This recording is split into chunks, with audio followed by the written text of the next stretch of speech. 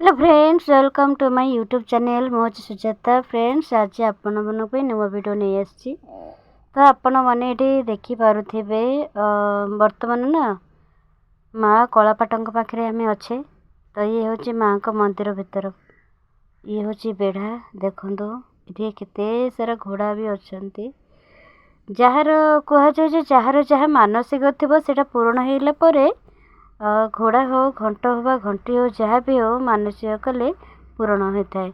ये बहुत बड़ यात्रा हुए। देखो से जो पहाड़ आपण मैंने देखिपे से पहाड़ी ना आमर ऋषि सवराज विश्ववर्षु। तो से माने आमर नीलमाधव को पूजा करते से पहाड़ रे। तो से नहीं से माने महाप्रभु को लुचाई ही रखी से सेवा करते। तो फ्रेंड्स से ही जगार आम आज अच्छे। तो ये हूँ माँ कलापाटर मंदिर बेढ़ा। आमे तो बस रे समस्ते जाइलु। तो बस ये देखु अच्छी, तो बहुत लोक मैंने भी अच्छा जेहेतु आम बस रे जाइलु। तो से बस टा साइड रखाई। तापर आम माने सेठी गोटे आमर पूजा होता। ये बहुत बड़ भी यात्रा हुए।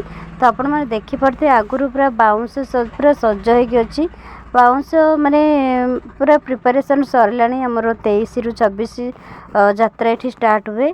तो आगु आम प्रिपरेशन पूरा देखु ये केते पूरा माने सजासजी करके रखी। तो से आगुरी आमर ये माँ को आम आग पूजा करदे। तापर आम देखा मुझे सबुआड़े बुलेकी देखी। फ्रेंड्स मुझे वॉइस टा काटी माने ओरिजिनल वॉइस टा काटी देछि जेहेतु ये म्यूजिक शुभुला। तो कॉपीराइट आसीबो बेली से म्यूजिक ऑफ कर देछि, निज वॉइस ही देछि।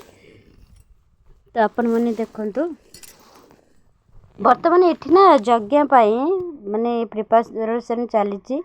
ये माँ कलापाटर मंदिर बोली लिखा है। तो आपण माने समस्त देखिपे ये हूँ माँ को बाहर पट बेढ़ा। मु भी ये निजे दंडाई माने मुझे ठिया आपण भी ये देखिपारे मत कहीं ये आलाउ नाला ना। तो लुचि लुचि ही भिडटी करी मु भी नुहे मो पुओ ही धरी फोन। तो सी ही करी। तो बाहर पट तो देखिले ये हूँ आमर माने आमर जो अच्छा भगवान नीलमाधव कंटिल नीलमाधव। तो से जो महानदी साइड रे ही ये जगार यात्रा हुए। तो आमर गणिया माने आपन जानी परिबेनी मु भी कहले। तो वीडियो आपण माने बास देखंतु, देखिला पर ही जानी परिबे। तो ये देखि परथे माँ को सेवा चली पूजा करुछन समस्ते माँ को। तो ये आपण माने देखंतु केते सुंदर भाबरे माँ को सजा होची पूजा करुछंती सजा करुछंती। तो ये फूलमाल देखंतु ये फूलमाल भी दिया होची आ टिके समय पर पूजा हेबो से आगुआ मोर प्रिपरेशन चली। माँ कलापाट दुई जन भौणी ही ये पूजा पाती। तो ये देखिपे आपण मैंने केमती सब सजा सजा चलची पूजा मध्य चलची। ये हूँ आम बाबा राम बाबा। तो तांकर ये बहुत बड़ यज्ञ होची माँ को मंदिर बेढ़ारे। ये देखंतु मु ही माने निजे ही ठिया होची।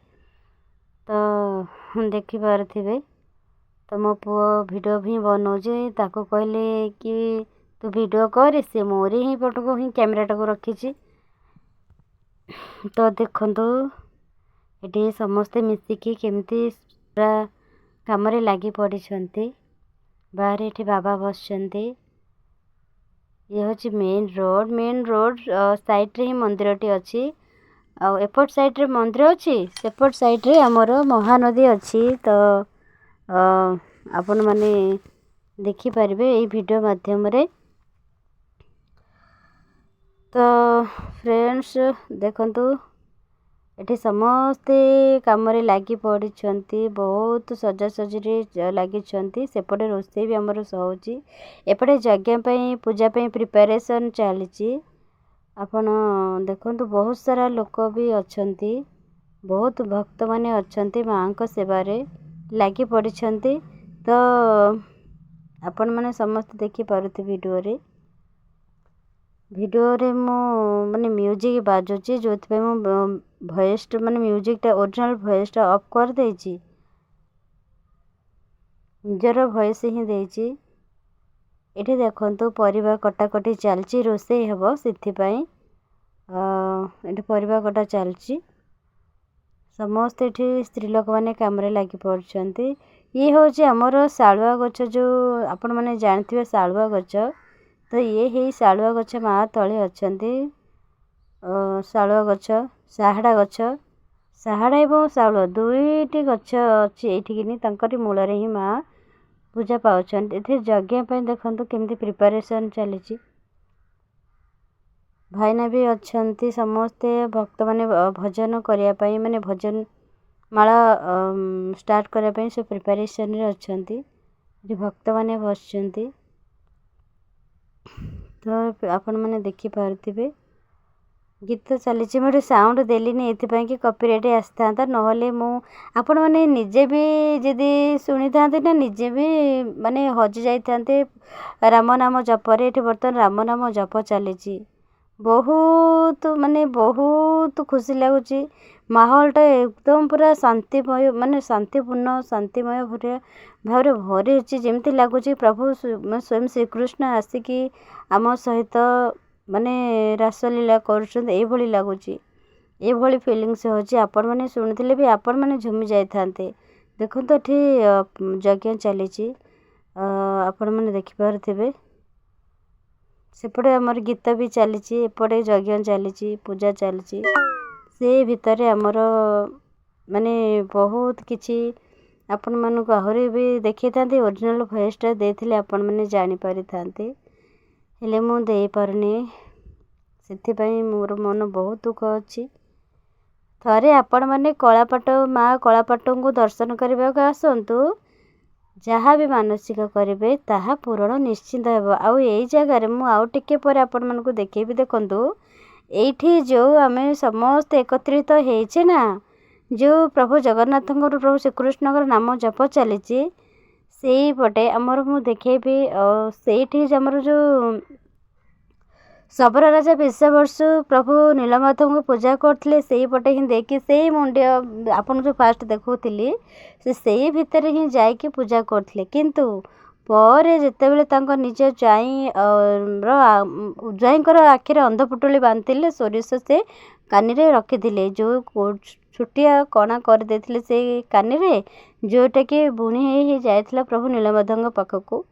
ଯେତେବେଳେ ସୋରିଷ ଗଛ ଉଠିଲା, ସେତେବେଳେ ଆମର ପ୍ରଭୁ ନୀଳମାଧବ କେଉଁଠି ଅଛନ୍ତି ବୋଲି ତାଙ୍କ ଜ୍ୱାଇଁ ଜାଣିଲେ। ତ ସେଥିପାଇଁ ସିଏ ନୀଳମାଧବଙ୍କୁ ସେଇଠୁ ନେଇ ଆସିଥିଲେ। ତ ସେଇ ନୀଳମାଧବ ଫାଷ୍ଟ ସେଇଠୁ ହିଁ ଆବିର୍ଭୂତ ହେଇଥିଲେ, ଯେଉଁଠି ବର୍ତ୍ତମାନ ଆମର ସେଠି ପୂଜା ଚାଲିଛି। ସେଇଠି ପୂଜା ଚାଲିଛି। ମୁଁ ଆପଣଙ୍କୁ ମାନେ ଏଇଟା ଓରିଜିନାଲ୍ ଭଏସ୍ ଦେଇପାରିଥାନ୍ତି, କିନ୍ତୁ ବହୁତ ଥର ଚେଷ୍ଟା କରୁଛି, ହେଲେ ଦେଇପାରି ନାହିଁ। ତ ଦେଖନ୍ତୁ ଦେଖେଇଦେବି ଆପଣମାନଙ୍କୁ। ସମସ୍ତେ ଗୀତରେ ହରେ ନାମ ରାମ ନାମ ହରେ ହରେ, ହରେ କୃଷ୍ଣ କୃଷ୍ଣ କୃଷ୍ଣ ହରେ ହରେ ଗାନରେ କେମିତି ମଜି ଯାଇଛନ୍ତି। Thank you friends. ଚାଲନ୍ତୁ ଦେଖିବା।